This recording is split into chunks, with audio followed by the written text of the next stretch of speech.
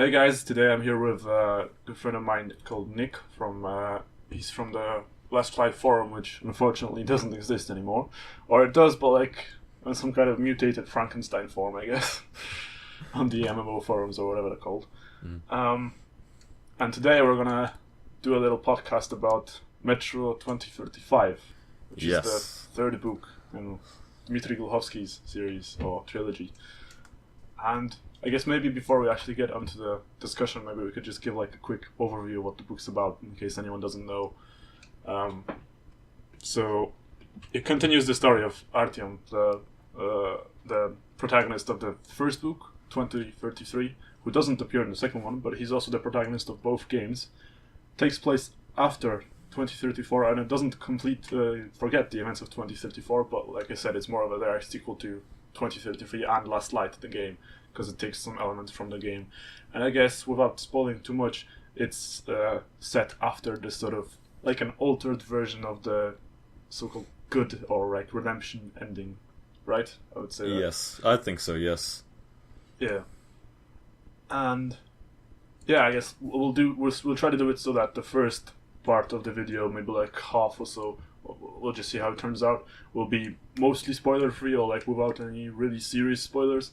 And then the second part, closer to the end, we're gonna go full spoiler, discuss the ending and that. So there'll be plenty of warning, and if you haven't read the book yet and you're planning to, you can just turn the video off at that point. Alright, then let's get into it too. Okay. Do you want to start off with something, or should I? Alright, so I guess I'll start then. So first we're going to speak about the change in Glukhovsky's writing style from his previous books, and I found there was quite a dramatic shift in his style. It was quite a lot darker feeling, I felt. Yeah, I think it was actually partially inspired by the Universe books. I know you haven't read those because they're not in English, unfortunately. But and this is probably worth mentioning that neither of us has read the original version. Nick has read the English version. I've read the Polish version. We both speak a bit of Russian, but not good enough to read the whole book in it. So yeah, it's quite long. Yeah, and it's quite long as well. I think it might actually be. Is it the longest of the three? Could be. I'm not sure about that though. But yeah, the writing style, as you said, it is a bit darker, and something I've noticed is that it's less. It's probably less conventional than Glukhovsky's other stuff. It's Definitely. like the dialogue, especially, it's quite hectic. It uses like punctuation differently, and it's less structured, and sort of comes off as more realistic, I guess, thanks to this. That's what I was thinking. They use a lot more vulgar language more often, Yes, I think, in this. It sounds like actual conversations between people who are stressed. They drop lots of F-bombs. I think I counted on one 2-page spread, they used it 9 times. Alright. I would imagine it's, because obviously in the Polish version it's not going to be an F-bomb, it's something else. Yeah. But I do remember that was quite a bit more vulgar stuff. I mean, I read the book, I think quite a while ago, because it was translated to Polish a bit earlier, so my memory might not be as fresh as yours on that. But yeah, I guess I'll just use you as a reference for that if I forget anything. Yeah. I guess the second thing, unless you have anything else to say about the writing style. I was also going to say, perhaps, that in his writing style, he uses a lot of punctuation quite unconventionally. Yes. He often ends up using conjunctions like and or but and such right at the beginning of sentences, and he uses lots and lots and lots of commas. There's lots of subordinate clauses and stuff. Yeah. Which means it's quite long, a lot of the clauses. Yeah. I think that might also be a thing from that they sort of transferred from the Russian original, because I'm not that quite sure about Russian, but I know that like in Polish there is quite a bit more commas and generally a bit more punctuation, I think, than you get in English. That could also be a thing in Russian as well, which is interesting because I remember that the first book, Metro 2033, was like, many people complained that the translation was a bit it was a bit average, I guess. I see that, yeah. Yeah, but I would say, I'm not sure, obviously I don't know, because I've read the first one in Polish and English, but I haven't read the other ones in English, so I'm not sure if... Did you notice like a change in quality from the translation? Well, I did notice some, yes. I remember in 2033, you would often get parts in descriptions where they would say this, and then they would just end it with generally. And I found that a bit strange. But they haven't done that in 2035, I think, with this translation. I think the translators switched for every single book so far that I've read. So each of them have felt quite different. Oh, wait, so it's a different translator for each of Glukhovsky's books? Yes. None of them have had the same translator, I don't believe. Do you remember the name of the one who translated the one that we're talking about right now? I'll just grab the book. Andrew Brumfield translated it. I'm not sure if he translated this. I think he might have translated 2034, actually, perhaps. Right. I've got the English version of the first one here as well, so I'll have a quick look to see who translated that. I definitely know there was a switch in translation between the first book and the second book. Yeah, you're right. I think because the first one it says here that it's Natasha Randolph. Yes, yeah. Yeah, so that's a different person completely. But often they actually allowed the descriptions to continue in 2035, which I enjoyed. Yeah, alright, yeah. See, because in the Polish versions, I think it was the same translator for each of the books, and most of the universe books as well. The guy who does the Russian translations, like from Russian to Polish, Pavel Podmiotko. Yeah, I think he's that's sort of why there's maybe a bit more of a coherent style in there. But moving on, I guess, into to talk a bit about the protagonist of the book, Artyom. So you've probably found this as well, that like he's a much more mature character now. Like in 2033, he was this naive, but likable young man who was just, like a window to the Moscovian post-apocalypse for the reader. But like now, after the events of the game Last Light, he has grown into this experienced ranger, and he has this. Obviously, he has much more blood on his hands as well. Yes. I feel he also changes over the book to be more like his stepfather or Uncle Sasha. He sort of becomes more like him over the course of the book. At the beginning, there's a bit of conflict between them that we hadn't really seen before. They, have a bit of an argument about what Artyom's doing with his life. That hadn't happened before this, I don't really think. In the first book, Sasha had been he sort of was quite sheltering of Artyom, and I guess that continues now, but seeing as Artyom actually goes to the surface by himself and such, and Sasha can't really control him anymore, they do sort of feel this conflict between them. Yeah, that's true. And this also brings us nicely onto the... Unless you have something else to say about Artyom, if you have anything else.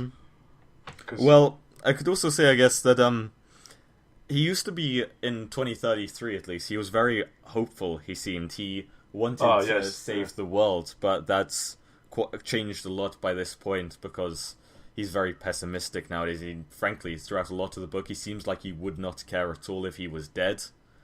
Yes, he seems like he would get on with it if he was dead. He wouldn't really mind. He's a bit more, a lot more, I guess, less idealistic, more realistic, like you said, quite pessimistic in comparison to what he used to be. And again, I guess that's probably because of all his experiences and how, I guess, obviously the story of the Dark Ones, how that ended up. And how that's more or less all on him and his ranger buddies, so... Yeah, he bears a lot of burden for that. Yeah.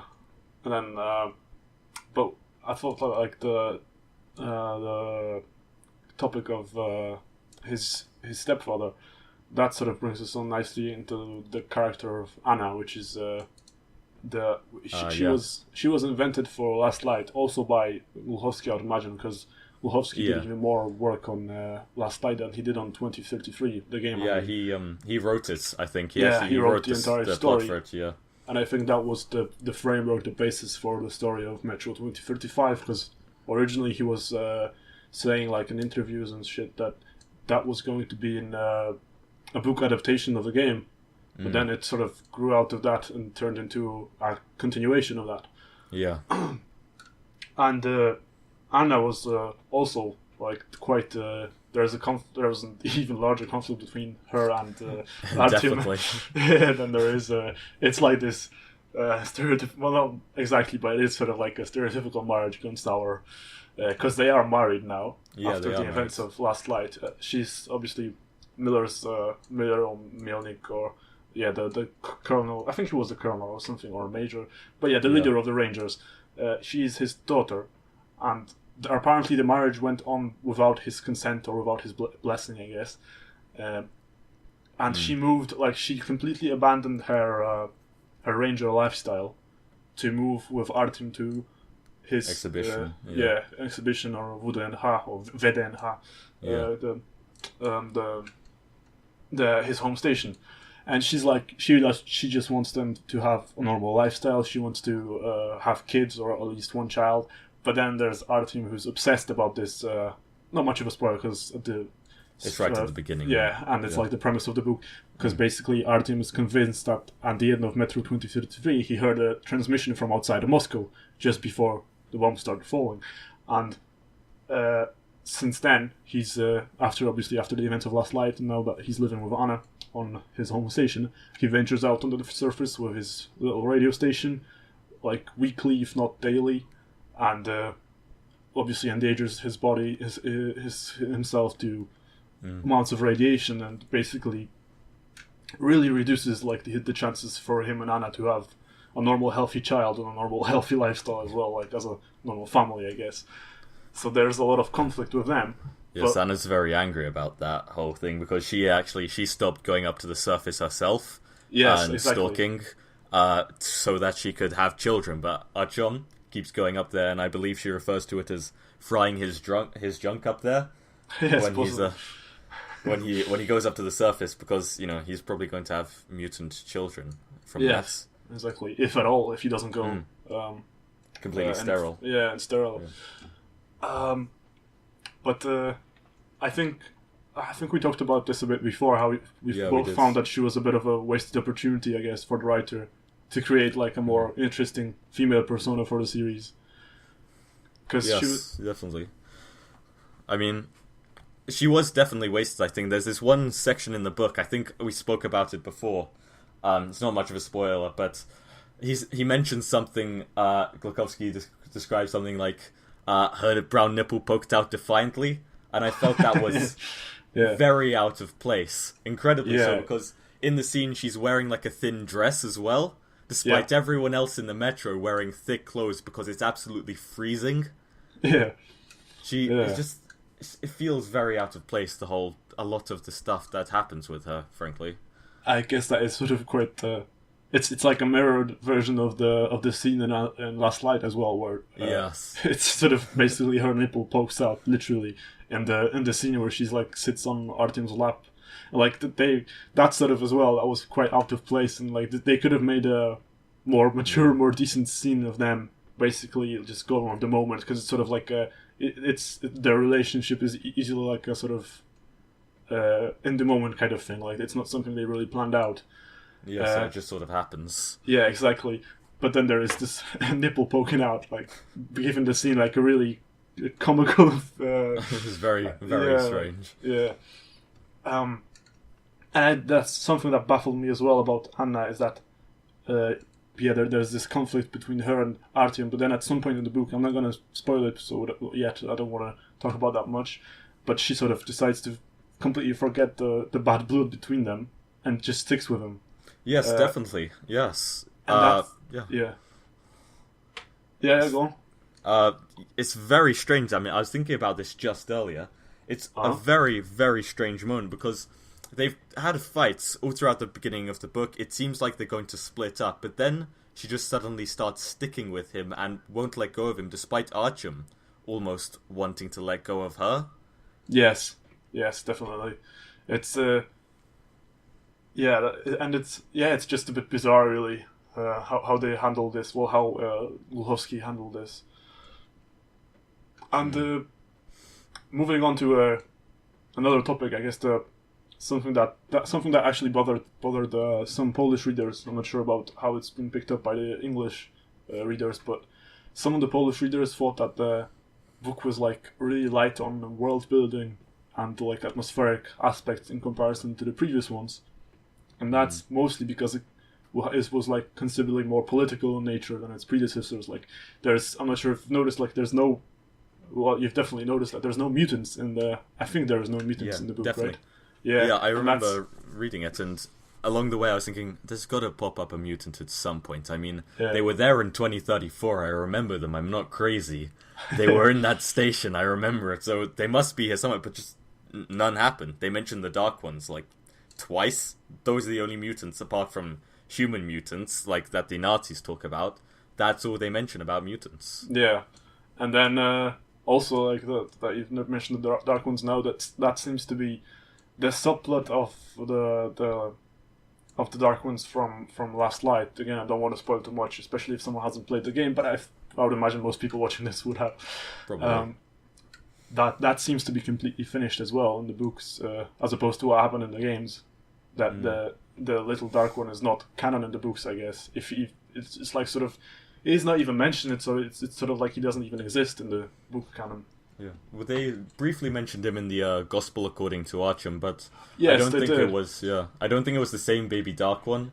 Yeah, and it's also like it's not even clear if it was real. I would guess like if it's not something he just thought up, I guess, or saw like as a sort of symbolic thing.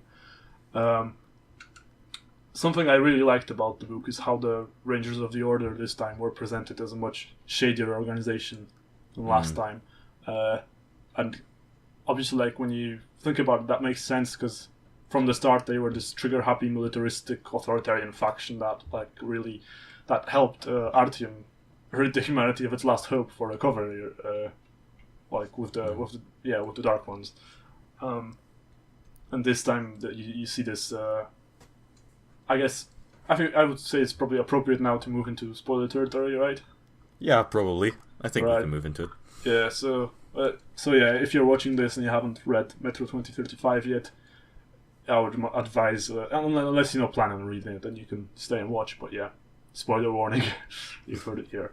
And there's also probably going to be some spoilers for the games, but not as much, but definitely we're going to go full on spoilers in the book now. So yeah, it's like, with the Rangers, it turns out that they have this connection with Hansa now, and the Reds as well. There's a lot of There's a lot of political maneuvering between the two, exactly. all the factions, really, actually. Yeah, because we find out that this is like the sort of the big reveal that turns the whole world of the Moscow Metro on its head, I guess. And it's really the big reveal of the whole trilogy as well, not just this novel, is that the Invisible Watchers, or so-called, like they're not any mystical beings or no myth really. It's the remnants of the Russian government who have survived the war in secure bunkers and have been pulling the strings behind each of the factions or each of the main factions ever since. So like the Rangers, Hansa, the Red Line, the Fourth Reich, and I think that's all the main factions. I think that's all of them, yes. Yeah, they've basically controlled from behind the scenes by the Invisible Watchers. And we see... Yeah, go on. Oh, I was going to say... It's quite strange because throughout the previous two books, at least, I think they're briefly mentioned sort of in regards to the Emerald City in Metro 2034, the Invisible Watchers. They, we're told, almost categorically, that they don't exist. We're also told at one point in Metro 2035, when... Chum is on a trolley cart or something. He's talking to some people, and they mention the Invisible Watchers, and he says to them, "I've been to the Metro too. They don't exist. There's nothing there apart from cannibals." And you're like, "Oh, it's a well-established fact now that the Invisible Observers don't exist. There's no remnants of the government or anything." And then they turn up immediately. It's very strange. Yeah, I would say that's probably made to put the reader off guard. I guess it really surprises you. Yeah, that's quite well done as well. Like I think it was I wasn't expecting it. Yeah, like did you like the sort of the idea of them being still around though? Like yeah, I quite liked it. I thought it was a bit like I wasn't sure how I felt about it all of a sudden because I quite liked the Red Line as a faction, and I also really liked the Rangers. But then I realized there's actually no difference between all of them. Yeah, exactly. And then you see this. You see this this deal between the because the Red Line, I think in this book they're going through some kind of epidemic, aren't they? That their Yes, food I think supplies. it's like the mushroom plague or something. Yes, exactly, and they see a really big depletion of their food supplies, and they're going through like the worst famine they have been they experienced ever, I think, in the history of the Metro, like the Red Line. And excuse me, we see this like little deal behind the scenes going down between the Rangers and the Red Line, wasn't it? That they hand them over bullets which they use to shoot the striking hungry people. Yeah, with the hungry people in the in station, I think it's Commissol or something. Commissol station. Yeah. And they all the Rangers, who are meant to be the good guys, who are meant to who throughout the books we've been shown as these sort of heroes, despite in I think 2034 they sort of lost that reputation a bit when they that's sort of the first time we saw that they were these robotic like sort of characters that could just fire on people, on masses of people. They're bad guys now. They work with the bad guys, and it's also even more that shocks Artyom even more that he is because the Battle of D6, that's sort of the last main event of Last Light, the game. That's canon in Metro 2035. It's referred to as a bunker. It's never referred to as D6, is it? No, it's just called the bunker. Yeah, the bunker. But it did happen. This huge Red Line attack on a fortified object of the Rangers, and it cost them loads. That's why the Rangers have to rely even more on Hansa to refill their ranks, I guess, with new recruits and obviously supplies as well. And now we see, after that happened, we see them in these really shady dealings with the Red Line, helping them shoot down their people. And yeah, so that was again interesting how the Rangers turned from gradual turn from like the heroes, the antibodies of the Metro and stuff, like how they were supposed to be guardians of the innocent or whatever, like guardians of the citizens of the Metro, and now they sort of went into full, almost fascistic as well. Yes, faction. Totally, yeah. Obviously not quite as overtly as the Fourth Reich, but and again, go on. What were you gonna say? I was just gonna say how the Fourth Reich also has seen like some interesting, I'd say, reforms to make it seem more like legit and less bloody, less disorganized, less unwelcoming to newcomers on the surface. But then we see obviously that it's dark underbelly, that it's still the same horrible crap. Yeah, if it's not hidden worse. behind everything. Yeah. As we were saying with the Red Line and the Order, when you find out that they're working together, it throws everything off. But then, especially the Fourth Reich are actually very interesting because they've changed their image very drastically from when John was captured by them in 2033, because it was shown immediately. They had signs in the tunnel when he was going down the tunnel. Yeah, with the old man. It was like a construction sign with like the person, the black person, the black stick man with the cross through out, it, and used that to discriminate against. I think it was like Chechens maybe or Azeri like basically people? any non-Slavic, I would say. I guess non-Slavic or non-ethnic Russian like people in the Metro. But that's all been hidden by this point because at that point one of their stations was like a dedicated concentration camp sort of thing where they had prisoners and they executed them. But now that's hidden behind walls, and they're using their prisoners to dig out another station. Yes, they're and expanding this behind the walls. It's I think it was the scene where Artyom and Homer, wasn't it? They're invited by Artyom, Homer, and Lyocha. They're all I think it's Lyocha. They're all in prison there. Yeah, Lyocha. Lyocha is also the new character here, I think. Yes, he's a completely new character, and he's just quite dopey, isn't it? Yeah, isn't he? He speaks. I'm not sure if this came across in the Polish version, but all of his L's and stuff are replaced with W's in the English, so he says like a wong instead of a long and things like that. So it shows like he doesn't really pronounce things. Yeah, I honestly, it's been a while since I read the book, but I do remember that he was a really dopey character. He was quite. He was quite endearing in a way, I guess. But I quite liked him as a character. Yeah, but then obviously he did. He ends up with the bad guys, I guess. I did not like him at first because I think at the beginning he joins the Iron Legion, the Nazis. They convince him to join, but then they realize he's got like a tumor on his balls, and so he gets put in a concentration camp. And then he meets Artyom later, and he's like, "Yeah, it didn't really work out for me, the joining the Nazis thing." Yeah. But yeah, and I think that there's a scene where they're invited to, was it like a propaganda writer or something like that? House Forfry. Yeah, but there's some key figure basically invited to his home and his wife's home as well. And Artyom's there in the toilet or something. He hears something behind the wall. Oh yeah, and that's you can where hear the concentration camp. You can exactly. Hear he can hear like the construction going on behind the walls. And that was quite a nice scene, as to say. What else was there? I think there was. We can also say there's actually a few characters from Metro 2034 who return. So there's obviously Homer, who we mentioned now. He appears quite early on in the book. He arrives on the VDNH or exhibition with to get Artyom. Doesn't he want to write a story about Artyom or something? Yes, like that? because he was writing the book in Metro 2034. I think it was actually Metro 2034 is meant to have been written by Homer, and you find out that some of the things in Metro 2034 actually didn't happen. It was just how Homer edited it. Yes. And so Homer's gone to VDNH or exhibition or wherever to find Artyom to be the protagonist because Hunter didn't end up being a great hero for his book. Yeah, because he kills a lot of people, as you would imagine. He's a bit like a Terminator kind of character, isn't he? Yeah, like, especially after what he's gone through. There's one bit in Metro 2034 where he like cut off the heads of a bunch of Hansa guards and things. I mean, it's not a great hero.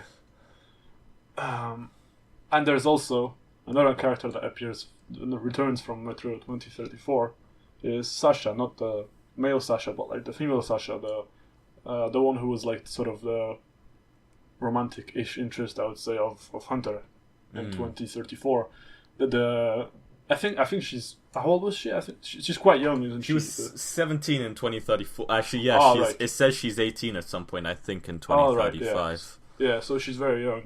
And she's... she's this 18-year-old girl that... When Hunter was meant to be like 40 at least or something. It was a bit strange. I thought about reading 2034. It's a very strange relationship. Well, I guess that's probably maybe one of the reasons why it never happened in the end. Yeah. Why it never worked out. But... and she appears in Metro 2035, and she's presented as this... She's actually... Isn't she working in a brothel or something? She is. Yeah, she works there, and she's in contact with one of the people who works for the Russian Federation. I can't remember his name at the moment. I think it was Biesov. Biesov, yeah, I think so. Yeah. But actually, that brings us on to something similar to Anya. I find she sometimes seems a bit wasted because... Sasha or Sasha was quite similar to Anna in this way that she seems to just fall in love with everyone.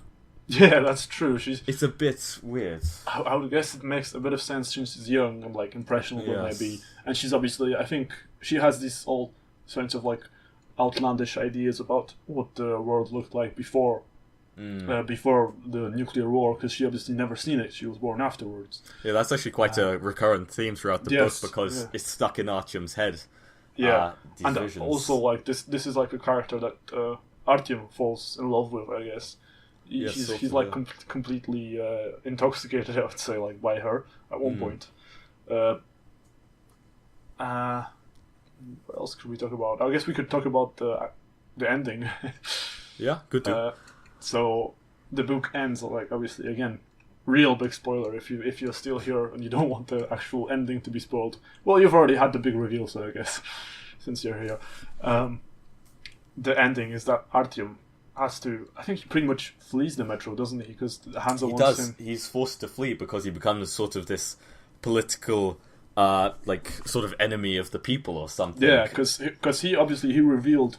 Because that's something that we learn about in the book, is that there are in fact other survivors across the planet, and so again, I guess that sort of in a way makes the universe books even more canon. That there are in fact like radio transmissions. People have been trying to reach Moscow from all around the planet, but the invisible watchers or the remnants of the Russian government have been keeping this a secret. They've been blocking the radio transmissions because they're as far as they're concerned, the war is still going on. It's NATO trying to. They're convinced that if the West still exists, which they think it does, that they're going to be destroyed, and they're the only last city in Russia, pretty much, that isn't taken over by the West. Yeah, and obviously that's as Artyom is convinced that's bullshit. That they're just using this to control the population, and I think that's quite interesting because I'm not sure how if you're aware that Glukhovsky himself has had some problems with the Russian government in the past. Has he? I'd assume so. Actually, he's written those satirical comics about them, hasn't he? Yeah, I think there was a whole book. I haven't read this one. There's Stories from the Motherland or something like that. Yeah, Stories from the Motherland, that's it. Yes, I think that's quite satirical. And obviously, each of the Metro books as well has these, in the form of all these factions, like these weird, quite sadistic ones, some of them. And obviously, this Metro 2035 book is practically just a really big dig, like quite big critique of the Russian government. How it's quite it's quite controlling and obviously wants to distort reality. Yeah. It's saying that everyone that isn't us is against us, and we're the only people who will stick up for us. So you got to listen. You got to listen to the people in charge because they know what's best for you, and they're trying to protect you. Yeah, it's this very patriarchal, like paternalistic, I guess, idea of the Russian government being the leaders, like the unquestionable leaders, like very authoritarian and shit. But going back to the actual ending itself, it's that Artyom and Anna as well, or what is she called in the English version? They call her Anna, Anya, Anachka. They call. I think it's just mainly Anna. Yeah. Yeah. So yeah, she's still Anna, but they call her diminutives of that as well. Diminutives. Yeah. So Anya as well. Yeah. But yeah, so they flee together to Metro, and I guess it's quite a romantic ending when you think about it, because it's them two now together as well, and just driving off into the east on a journey that Artyom has only dreamt about before, because they want to. Yeah, it's quite strange because I think I've got the book right here. Literally a few pages before, he calls Anna her bitch. He just says, "You bitch," and then like in the next page, they're driving off into the sunset together towards Vladivostok, and she blows him a kiss. I mean, it just shows the dynamics of their relationship. There's quite a lot of love and hate, ups and downs. Yeah. Yeah. I guess that's okay. Like, I don't see as much wrong with that. Like, it's obviously. Yeah. I think it's quite realistic almost. Yeah, exactly. Because, but again, like it's a shame that they didn't. That Glukhovsky didn't take the time to maybe to develop Anna into a more maybe not realistic, but like a more just more interesting character, more that there isn't more to her than just Artyom's. She seems to just be completely formed around Artyom. Like she just all she does seems to be in regards to him, about him, for him, because of him. Yeah, exactly. She doesn't seem to have many of her own in fact, motivations. In Last Light, she's I would say a more interesting character that has like her own motivation and stuff. Because at the start, she mocks Artyom, doesn't she? And she's she doesn't particularly like him. She calls him like rabbit and stuff at the beginning all the time. And she's like obviously, and she's quite bitter about the what happened to Hunter as well, because he was sort of a mentor for her, wasn't he? Yeah, and she was looking for him. I think it says before the Anna mission, the DLC one, that she was looking to him until the very end, and that she almost got killed by Artyom's missiles when she was looking for him. That would explain the toxicity between the two as well. Definitely. But then obviously she falls in love with him like when they're at the station after he saves her alive. Yeah, after he saves her when Oktyabrskaya, the station, like October Station or something, whatever it's called in the English version. Yeah, I think they just call it like Tyabrskaya, like Tyabrskaya. Yeah. And I think what's also interesting is that Miller, her father, he's we learned some nasty facts about him in this book as well. Yes.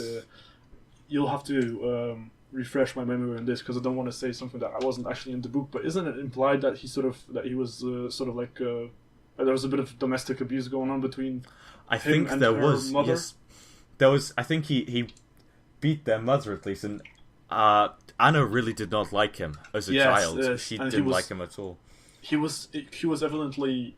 I think that's what I got from the book, but again, I read it a while ago, so I may be wrong there. But I think he was like this quite typical abusive father that he abused the mother, obviously, but he was very overprotective of the daughter, and he sort of wanted to make it up to her. But obviously, she didn't want any of that. Like she he was very close to her, but she did not enjoy it at all. Yes, because exactly. Her mother was being beaten. It really showed a side to Miller that I hadn't thought there would be. Yeah. He seemed rather like a paternalistic sort of figure for Artyom, at least. I mean, that sort of has changed by this point because he doesn't like Artyom anymore. He thinks Artyom's crazy throughout most of the book for one. Yeah. He acts like he thinks he's crazy, and he just hates him because he stole his daughter, effectively. And you just wouldn't have sort of thought that would come from Miller, really.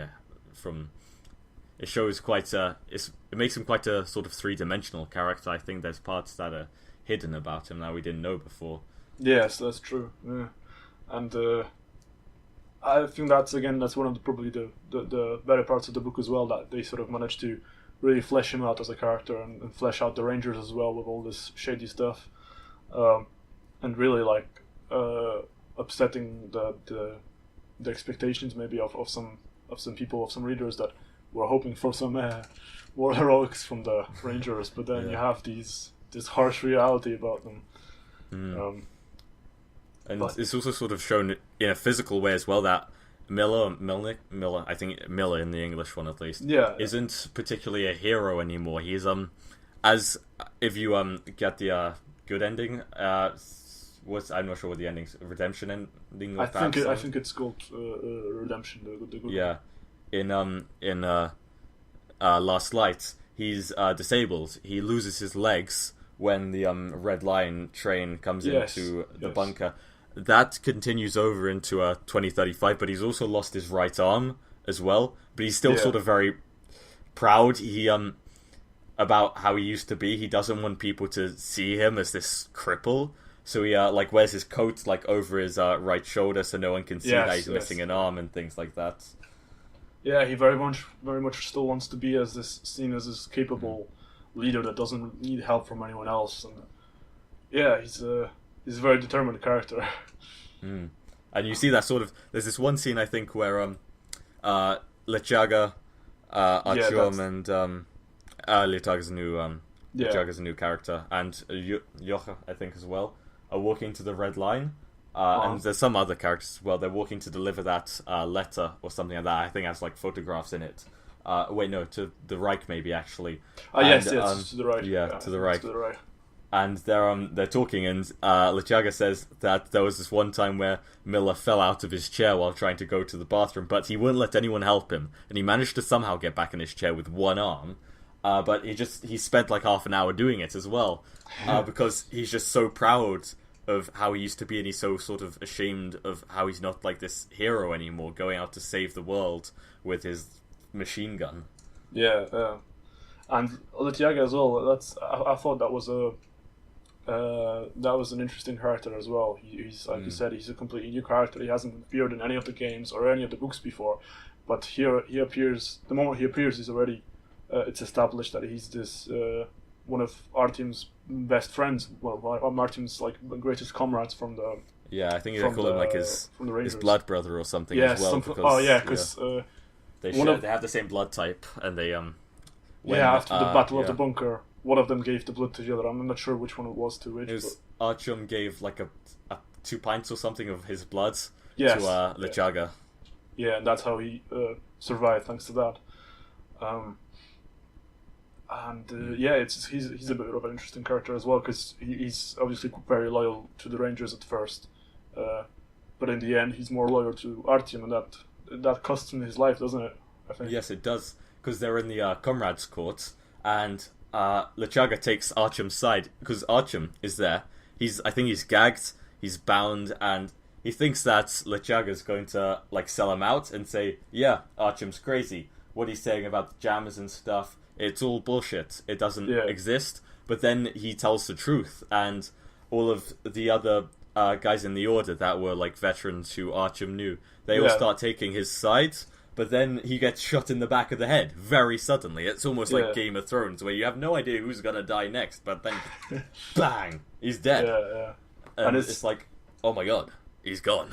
It's interesting how they sort of managed to start a mutiny there as well, by creating another faction, I guess, within the Rangers, of these old veterans, these people who were more like the real Rangers, maybe like the sort of the heroes that we were taught to look up to in the previously, like they. Not the Hansa guys, not the new recruits who are basically paid shills, I guess. Yeah, they're just like these mercenaries that Hansa. I think that was one of the points in the book, though, is that Archam was very pissed off about the whole Hansa thing, because they didn't give any help at the bunker, but now they make up over half of the Order's force, and he feels that's almost because they didn't send in reinforcements for the Order, because they wanted to take control of the Order by having most of the Order get killed and then having their own forces inserted into it to fill it back up again. I mean, obviously that sort of turns out it's not as much not as much credence to that when it turns out that they're all run by the same people anyway. They're all run by the same guy. Yeah, but yeah, again, that does sort of change the paradigm amongst all the factions there. I think that's pretty much everything that I wanted to talk about. If you have anything else that you want to talk about,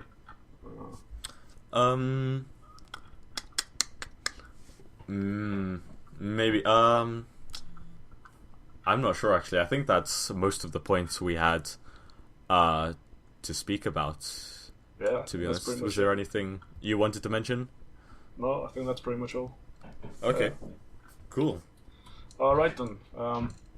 Thanks for listening to us ramble on about Metro 2035, and thanks for coming along, Nick. It was really good having you here. No problem. And hopefully we'll see some English translations maybe at some point. I'm hoping so. Of the Universe novels. To be honest, I might learn Russian successfully before they happens, get translated. That's possible. That is actually quite plausible. It's yeah. Especially since you've already got quite good Russian, so... I've got some at least. I mean, yeah, give it a year, and I can... I'll do it. Alright then. Thanks again, guys, for watching, and we'll see you guys next time.